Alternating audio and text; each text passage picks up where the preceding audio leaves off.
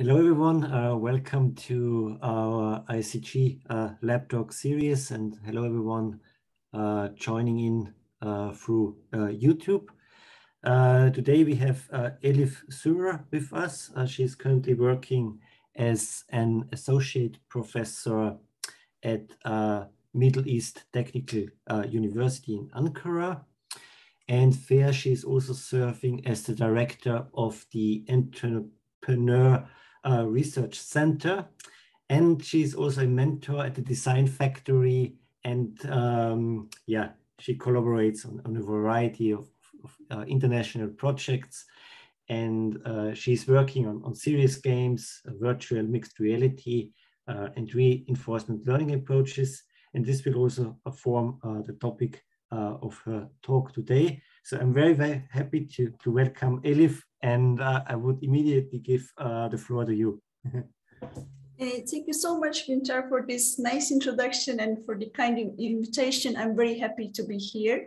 As you said, today I will try to give like a brief introduction on various topics. First, I will start with some terminology. Then I will go over some virtual reality and mixed reality applications in basic design.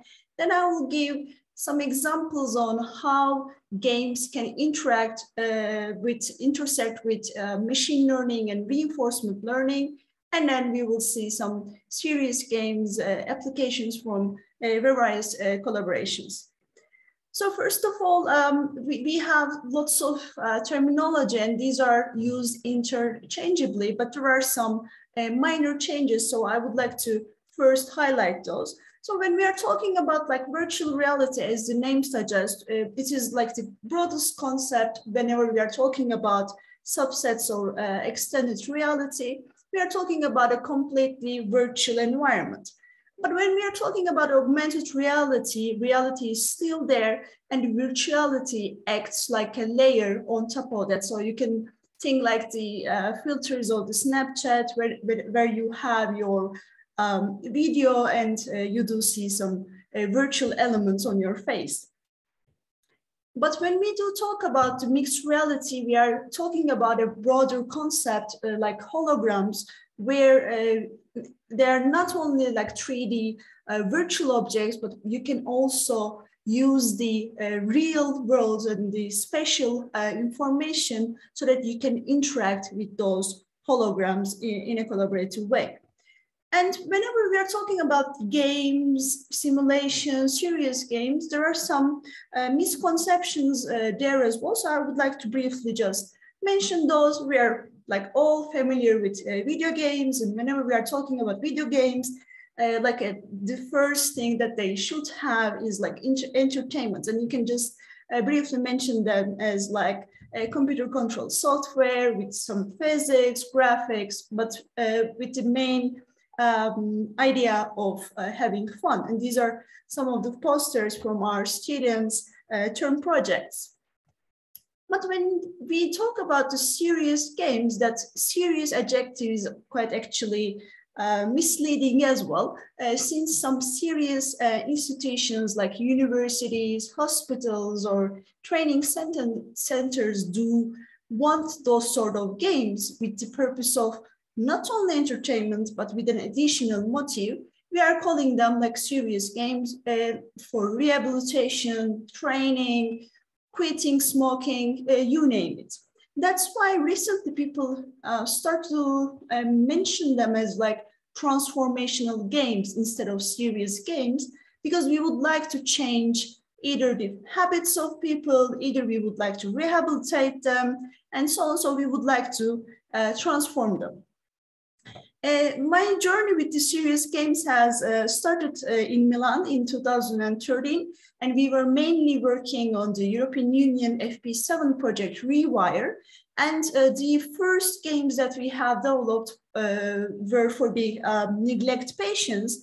On the right side, you do see a haptic controller, and the neglect patients are people with stroke who may have some additional difficulties, like let's say that they do have the stroke on their right side, they do have difficulty in perceiving the objects on their left side. So that whenever you make them play some games, they only concentrate on the right side of the screen. So what we did was we have programmed this haptic device, this Novint Falcon, so that they can explore the other space as well. And we have tested those in Switzerland, and our results were quite successful. And these are some of the collection of games for neglect. And this was the first project that we have started in terms of working on serious games. And we had added some monitoring feedback, since the idea was having the rehabilitation at home. As game developers, you're like responsible if those people do have any incidents at home. That's why there should be a real-time warning system, and we had tried to adapt it by using different instrumentation and color codes as well. So these serious games are quite useful in training, because whenever you're talking about like having some experience, they combine some multimedia and entertainment as well. So they are like mainly on the center. At the beginning, people were quite skeptic about using serious games in education. They were saying that, okay, education shouldn't be fun and so on.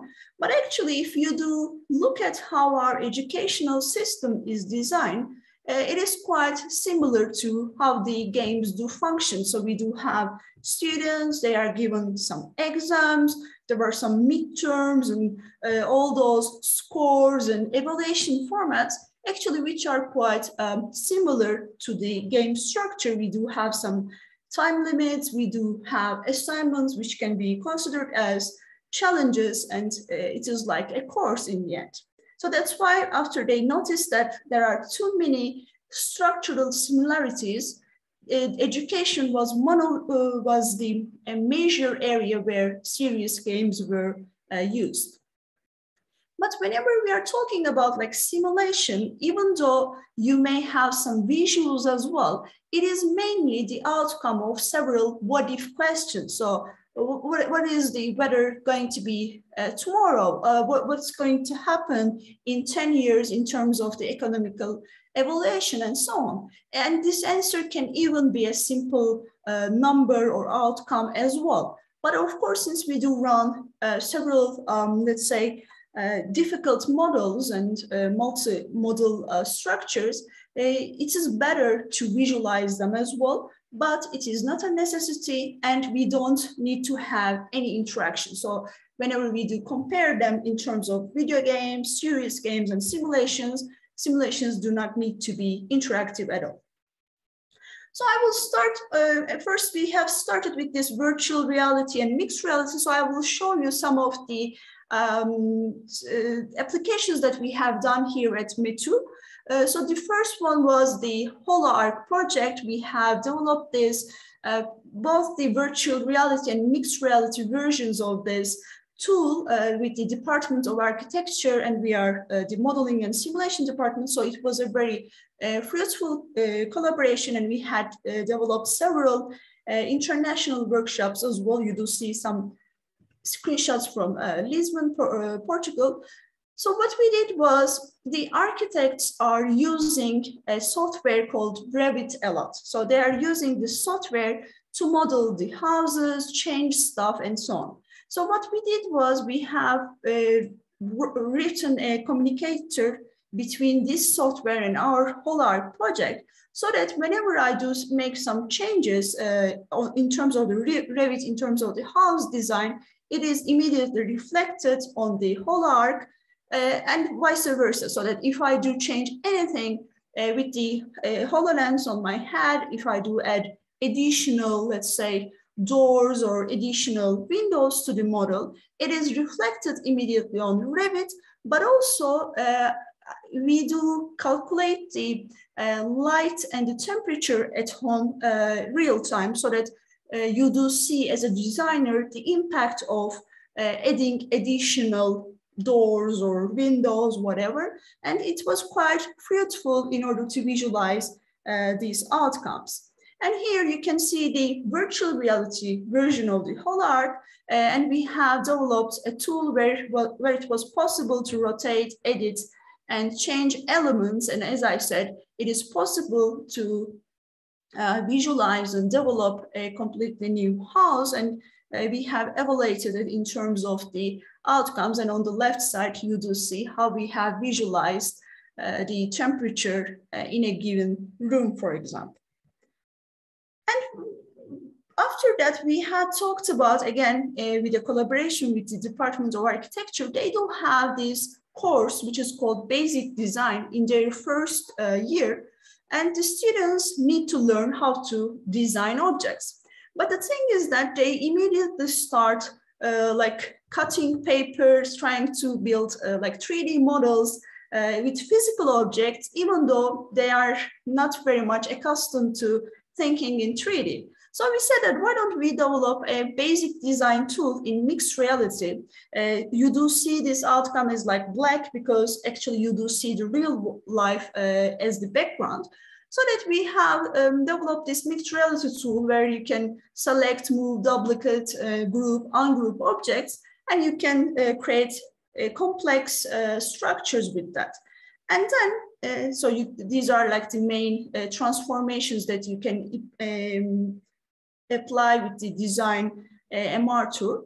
And these are some of the tool features so that you can add several different objects, you can transform them in several methods and so on. And what we did was we have given this mixed reality tool to the basic design students. And in the meantime, while they are like designing stuff using our tool, we have analyzed their design process by using a methodology called linkography, so that it's possible to understand where they are making some critical moves, if they are going back, if they're changing their ideas a lot, if our tool has helped them to navigate new stuff in a way more elaborative way. And as you may see, these are some of the design students who have used our tool and performed quite complex outcomes. And for example, this one is one of the things that you can create by using this tool that we have proposed. And the other question was that, what if we had done a similar thing in virtual reality? And in this one, as you may see on the left side, this time with Bilkent University, again in Ankara, the students are already like gluing stuff, using different material and so on. And that's like the immediate thing that they are doing even on the first weeks of the semester. So again, we try to teach them performing basic design with virtual reality. And we were able to compare the outcome of paper design versus VR design, and the outcomes were quite powerful. And then, I mean, this was the part where we have, I have showcased some of the VR and mixed reality applications that we have performed, and I will show some VR games as well. But now let's move to the part where games can be used under the umbrella of machine learning and reinforcement learning. So the first example will be using this sketch recognition as a real-time class performance that we have performed as a game mechanic in a game, so that you can like draw some different sketches, and these sketches do become part of the game, so that it changes how the game is going to elaborate after your decisions. And in order to do that, I mean, we are very much familiar with human sketch-based games already, and they are mainly drawing-based. We have so many board games, card games as well. And there is this quick draw data set where there are like 345 different classes. We have chosen some subset of these classes as the game mechanic in our games. And in order to not to have overfitting, since we needed to have a larger data set, since we are using only like 9 selected classes, we perform some rotation, shift operations, and sampling. And first of all, we try to also understand what are the, let's say, difficulties when you're using like sketch, right? Since we are drawing things in a different way, this is one of the problems, and you may have high recognition error. How can we train the data set well enough so that it's going to be responsive enough? So for example, on the left side, even though the true label is like eyeglasses, the predicted label is like compass, since the visual is quite complex. Or on the B side, it's the true label is actually like a hot air balloon, but it was predicted as key and so forth. So at the beginning, we have tried to observe what are like the visualization of some of the sketches and the circles and the compass. And we had used the hot air balloon, triangle, sailboat, key, and so on as part of the game mechanics. So to test the models, we have used the quick draw data sets data, like 70% for training, 15 for validation, and 15 for testing. And we had used convolution neural networks and long short-term memory LSTMs. And we had used the Barracuda package in order to deploy the trained model into Unity.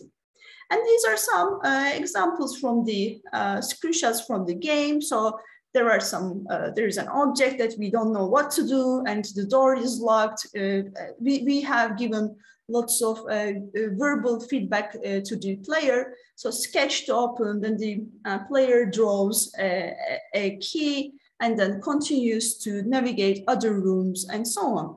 And if there are some errors, we do try to help the user, saying that next time cubes will not work, try triangles and so on, so that it becomes like a navigation tool. And as you see, a circle and compass are quite similar, and you need to be, we need to be very well aware of this error that we faced. And we had given some clues, try something lighter than air for the hot balloon, and then the user travels after that balloon is created and so on. So we have tested this with 18 participants. It was COVID time. We have performed the tests online, and the results were quite nice. We were happy with the results, and they played with their own iPads, and they said that the sketching performance has enabled them to enjoy the game even more. They were quite skeptical at the beginning, saying that I'm not an artist, how will I draw, and so on. But at the end, it has changed significantly. So the usability outcomes and the gameful quest, playfulness, immersion, and so on, they were quite high.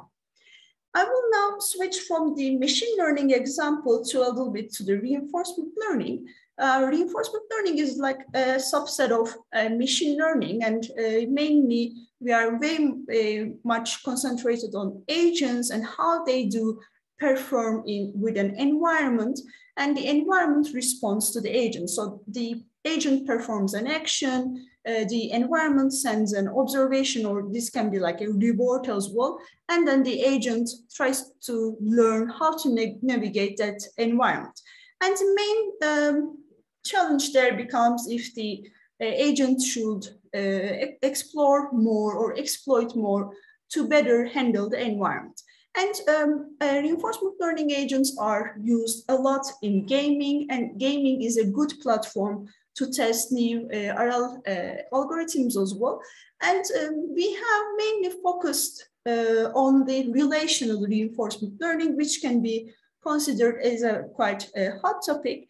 And so far, I mean, in the literature, the relational networks are mainly focused on images. For example, if you do give an image like on the left side, after several CNN networks and LSTM structures with object pair and with the question itself, it decides, for example, you're asking what size is the cylinder that is left of the brown metal thing that's left of the big sphere. As you may have noticed, like we are trying to see an image, we are trying to understand their relation towards each other, if it's less than the one next to it and so on. So we are trying to compare them and navigate them based on their neighbors. And the outcome is, for example, small. Or we can ask like non-relational questions. If the scene that we do see is on the left side, is the yellow object on the top or on the bottom? And the answer is bottom, but the relational question is, what is the color of the object that is close to the blue object? So that I do form a relation between the blue object and I do ask, what is its relation to something else? And of course, since this is very similar how we do build like sentences, let's say that whenever I do talk about a verb and that there are some objects that come immediately after it, and I can easily relate them. That's why these relational networks are used a lot in the natural language processing, and we do have multi-head dot productive attention network based on the images, but again, with also questions and sentences that help us to navigate their relationship. So we do have this in the literature, the PREDINET architecture, and it's again working on image-based tasks, and it computes the same relations of different pair of objects. So that, let's say that we do focus on the left side, let's focus on the left column. So our question is if those two objects are between each other, and our first answer is false, and then we do check the two pink objects, and yes, it's true that the yellow one is in between, and it's true that the gray one is in between those green objects, for example. So it's quite useful, and you can make different combinations, different logical programming combinations as well. And these are some propositional forms in a way more complex domain. So, but after saying all these things, we talked about that. What if we do perform relational reinforcement learning in a way more complex environment? Let's say that we are going to create a gaming environment. There will be different objects and there will be different requirements. It's not going to be only like on your left side or on your right side, but it's going to be like a sequence of difficult actions, and it's going to be way more dynamic. So so this is like the literature surveys box world environment, as I had mentioned, where you are saying if the white object is on the left of the green one and so on, and that's the main structure that they are using. Then we have built our own network on top of that, and we have also created our own environment. So in this environment, we do have the agent, we do have some teleportation capabilities, we do have some terminal states, some walls so that you can you need to come back. There are some pets, mountains, enemies, and swords, and you need to learn the relationship. To kill an enemy, first you need to take the sword and move over the mountain and overcome that and so on. And these are some of the grid-like outcomes that we have performed. And in the end, what we did was we tried to compare our own agent with the box world configuration, and our success rates were quite similar to the PREDINET. And we did the same thing for the PREDINET as well. What if they do work on our, let's say, relational grid world RGB environment, and we had seen that our results were quite similar. So in the end, what we did was we have proposed a new relational representational framework, and we compared them with the baselines. And again, if I do switch to the serious game domain, it is mainly used with the cultural heritage as well. And we did this for Turkey's Kültepe place, which is the first place in Anatolia where the trades has been done in Kültepe, Kayseri. And they had used lots of tablets in order to communicate with each other. And we have prepared very simple mini games for education, social life, trading, and geometry, since this was supposed to be used in a museum. And after the people visited the museum, they were still able to learn about the Kültepe's culture, and we had tested it with experts on those.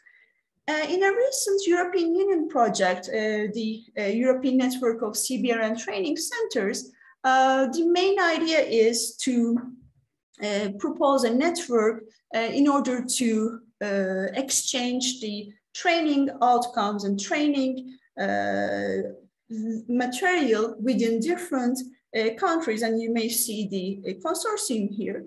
And we do have, our purpose is to have the framework of an EU network. We do have a very good web-based information platform, but we also have some operational sites so that we are like having joint activities. So we visit each other, see the exercises physically, and learn from them. So after going to several joint activities, we have noticed that they are very similar in terms of structure. So there are some involved actors, their actors' roles and responsibilities, some key performance indicators to give feedback. And at the beginning, our purpose was to develop an online game only. And after having all those, let's say, visits, we said, why don't we create something way more generic so that we can like map the roles and tasks to game events and scenarios. We can give like instant feedback, and we can provide an open source tool to the community. So, and we are also quite aware of the fact that the games will never replace the field exercises. They will be just material to just reinforce what you learned so that you can repeat what you have learned. So for example, this is a screenshot from a joint activity in France. And here, this is a tabletop exercise. And there is a CBRNE attack in a French airport. And you do see the screen here, the timeline changes. And all these different subgroups of the hospital do talk each other, and they're trying to arrange beds and the locations for the injured people. So that's the task. And this is another screenshot from Belgium, where there is this clandestine lab and police is trying to understand if the material is contaminated, and they do perform decontamination operation. So after seeing all these, let's say, different relationship between different substructures, we said that why don't we create a game generator instead of like simple games. So that's why we have used Unity's animator controller, and we have performed several state machines so that after performing and setting up their relationships, just replacing the assets would be enough. So for example, on the upper level, you do see very simple objects, and by using the tag end, we do perform and check if the state transitions do work correctly. And after we make sure that the game is working correctly, we do just replace the tags, tag information, and just retrieve the related objects. And you do see the visuals downstairs on the lower line. And after having and visited several joint activities, we also performed a joint activity at Middle East Technical University in Ankara, and also at Eskişehir. You do see this line mine. And what we did was actually, Günter was also in Turkey just before the pandemic. There was this gaming workshop as well. And what we did was we have performed the interior of this mine, and we enabled the participants to play the VR and mixed reality games there. Sorry. So this is the VR model of that mine, and this work of ours was recently accepted. And what we did was we have compared the mixed reality version of this and also virtual reality of the biogarden and the hospital scenarios that I have just shown you. And this is also another mining game that we have performed with our master's student, where we have tried to model the difficulties and the problems in a mine in virtual reality and PC platform. And during pandemic, we have also started to develop some material for the courses as well, given that we were not able to attend the courses physically. So we have started to develop some serious games for the civil engineering laboratory experiments as well. And this is a screenshot from those. And that's it from me for now. I mean, if you have any questions, I'll be happy to answer. And this was more or less what my presentation was about. Thank you very much. I'm still sad I missed the excursion to the mine. Yeah, that's true. Yeah, you have arrived that evening. That's true. Yeah. Yeah. Yeah, but anyway, thanks again for the great talk. You touched a very inspiring talk, so covered a lot of subjects. So I would like to open the floor for questions. So if you have a question, just raise your hand or just unmute yourself and go ahead.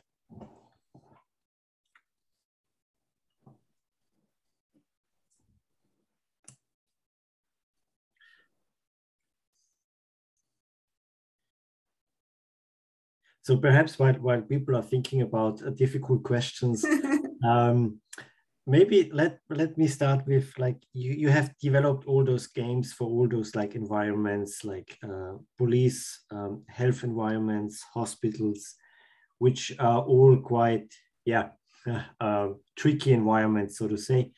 What would you say are the main challenges in designing games to communicate information about these environments and facilitate training of those? Thank you very much, Günter. That's a very good question. As you said, actually, it is quite difficult since they are very different domains. I mean, it is difficult for the game developer since we are not very much aware of the environment. We are not very much aware of how their discipline works, what their requirements are. And also it is difficult because people do have different expectations. Whenever you do talk about games, everybody has an idea. And whenever they talk about games, they think about like very advanced stuff with commercialized games and so on. So I think the communication is the key here. I mean, in 2018, when I first presented this idea to develop some virtual reality games, instead of, I mean, like an adjacent to the field exercises, at the beginning, the reaction was very negative because they talked about like, I mean, we are doing all these field exercises, firefighters are coming, they are opening real fires, drones are everywhere. And are you talking about something like Tetris? So you have all these prejudice and so on. But what we did was at the beginning, we have made that presentation and presented what we think could be done. And then we have collected several surveys in terms of what they do expect, why are they against it, what are their, let's say, expectations, and what are their concerns. After that, we understood that they had this concern that they were thinking it's going to replace the physical exercises, but it was never our purpose, and it's not possible either. I mean, I cannot create the real life experience that much.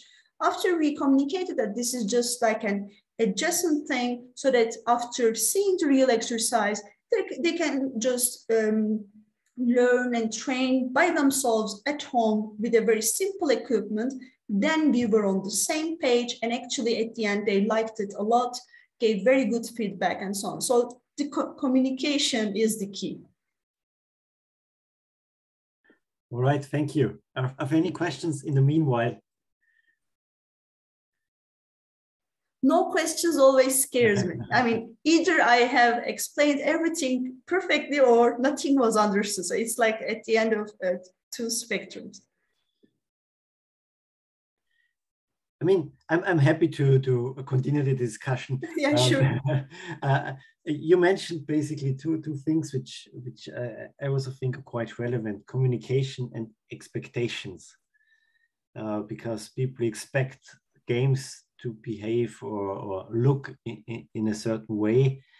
And I think communication is something which can assist in all steps of the game development process and attracting stakeholders.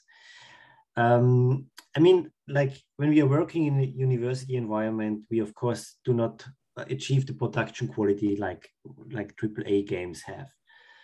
So, and this is something I guess, like, yeah, we have to communicate, and where we have to, yeah, ensure the expectations are met. And like in virtual reality is also new technology, basically, to yeah, provide new means of like games and training solutions. How much do you feel virtual reality or augmented reality, because that's not so many people know about, like AAA virtual reality applications? How much do you think did that make it easier to meet expectations of like people in like you develop the training solutions for? Oh, thank you, Günther. That's an excellent question. Actually, I'm sure that you are also hearing that word that I have almost like hated since I don't hear anything else anymore, metaverse, right? So thanks to this metaverse, people are now very much interested in what we are doing. So even though now it's like misused a lot, I mean, people have very strange expectations. Now people are selling like virtual farms or things from metaverse, and there are already too bad communication going on. What happened was that they noticed that, oh, there's something called virtual reality. Oh, we do have these headsets. Maybe we can use all this technology and so on. So I'm very happy about it. And also, as you said, virtual reality has that immersion aspect better than most of the tablet or mobile games and so on. And that immersion already adds like a positive bias towards virtual reality, I think. Thank you. Thank you. Maybe a follow-up question coming from YouTube. And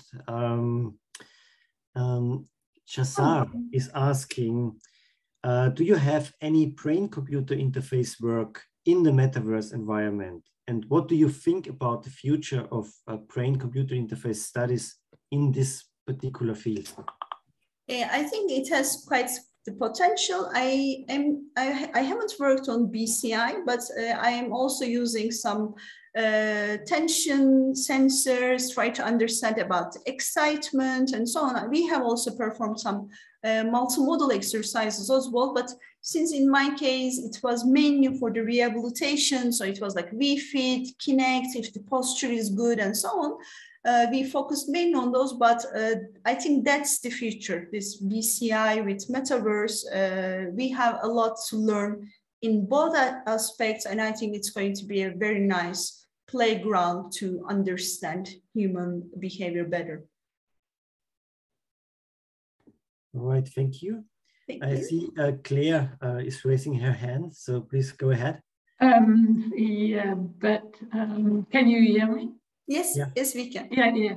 I was just wondering, I have worked with health application, including simulations, and I think, I'm not sure, but wouldn't you say that one of the first requirements in that kind of application is to define needs and an objective which is realistic for a game,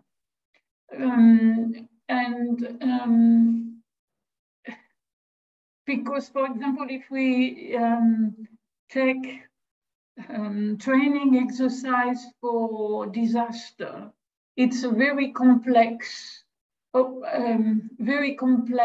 problem. And maybe one of the issues is to find something which is realistic to be doing through a game, because modeling and simulating the whole system, including reaction, the management of the crisis could be quite complicated.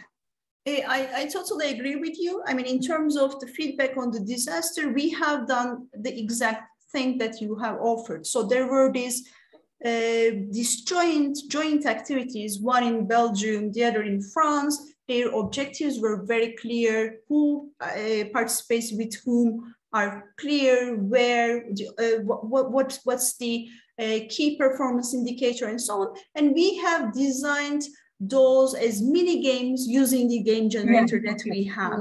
Or in the joint activity at METU and Eskişehir, so we have already seen that overground mine, so you can navigate inside it. We have developed holograms for that, and we took everybody there because we were already planning to visit it. So they interacted it just in position. I totally agree with you. We cannot say that we can solve everything with games. This is not realistic at all.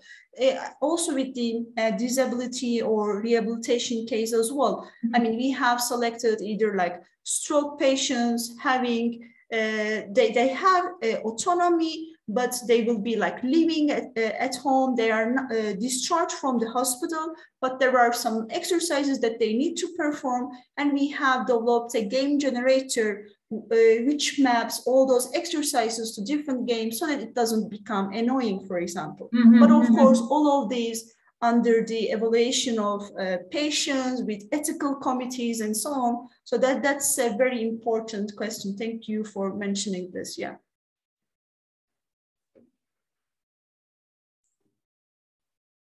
Right, thank you. So let me pass on a thank you from YouTube for your answer to the brain interface question. And we also got another question from YouTube. Hello, thanks for the great talk. Did you do some works in surgery, like for example, surgical simulation with VR or surgical navigation with augmented reality?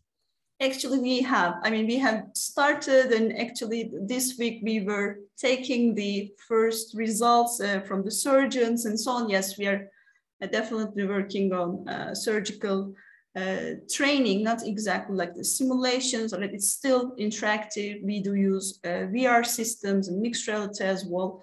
And again, in that case as well, it's another discipline, and we are collaborating with professors from the medical school, and we are the ones designing the games, but they are mainly the ones who decide on the key performance indicators, and we are fine-tuning based on their feedback. So thank you. That's going to be the talk of my next talk, let's say. Thank you for the question. Right, thank you. May I pick up on one thing you mentioned when responding to Claire? You mentioned like the ethical considerations, which again turns back to my maybe initial question about those tricky environments. And now, of course, like you're dealing with very sensitive data here. Can you maybe perhaps like elaborate a bit more on what like issues you face with gathering data, or like, you know, working with those sensitive data sets? Yeah, sure. Thank you, Günter. I mean, during my PhD as well, I mean, before games, I was working on computer vision based applications, and I was working with kids with cerebral palsy, for example. I mean, the first thing is to convince the parents, so that you need to make sure that you're not going to hurt the kids. You are going to be very sensitive with them, communicate with them well enough, the scope of your project. Otherwise, no one is going to say, okay, take my kid and put those markers and I will just watch. No such a world exists. And again, it is all about communication, and it is all about like learning and multidisciplinary working. At the beginning, I was only thinking in terms of, I was thinking like a computer engineer only. So what I was focusing was mainly on focusing on the background subtraction of my computer vision algorithm. So, and it was working perfectly. And I was thinking that those kids, for example, will walk slowly, but they will walk, right? And all my algorithm was based on that. Then the first time I traveled to Boston and I had seen this rehabilitation hospital, I noticed that actually some of the kids were using some sticks. Some of them were not even moving their legs and so on. So first of all, you need to know your audience. I mean, this is something that we always say for the gaming community, but if you are doing that much of sensitive stuff, you need to understand their necessities, you need to understand their problems, and you need to be very willing to learn. You cannot say that, but this is how we do things, this is how the algorithm works. No, there is another problem there, and you are there to solve that. So you need to listen, you need to understand how the medical doctors think about it, what the concerns of patients are, and you never, let's say that if the patient doesn't want to continue with the game, you cannot say that, okay, I need to acquire this data. If they don't want to do it that day, just you need to be willing to quit it. So it should be focused on their well-being, on their, let's say, the benefit that you're going to give to them. It shouldn't be about your game, your research, and so on. All right, thank you. I think that's like a nice a summary of how looking across our discipline broadens our horizons and actually leads to better research. Thank you. I don't think we have any more questions. So I think that's also like a nice conclusion, I think, to this talk. We have another thank you on YouTube, and I would like to also repeat my thank you for giving the talk today. It was a pleasure of having you, and yeah, thank you very much. Thank you so much, Günter, for this kind invitation. I also would like to thank Eric for the nice organization as well. It was great to be here. So thank you so much. Thank you. Bye-bye. Thank you. Bye-bye. Bye-bye.